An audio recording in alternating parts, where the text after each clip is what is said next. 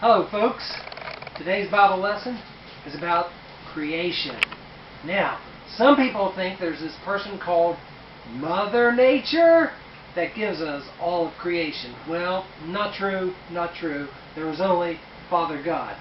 Now, let me read a couple verses that our Father gave to us. This is from Genesis chapter 1, verses 21 and 22. Here it is.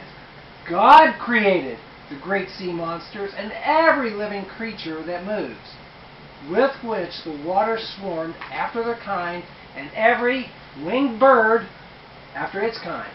And God saw that it was good. God blessed them, saying, "Be fruitful and multiply, and fill the waters and the seas, and let birds multiply on the earth." Well, today we have a bird, better known as a duck, that is following the commandment and has multiplied. So if you'll just come to my window, you're going to see the multiplication, the start of it. Here we go.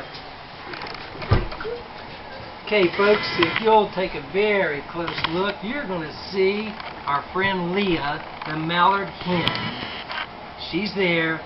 She's got some amazing things underneath her. We're going to go outside and see exactly what has happened since yesterday.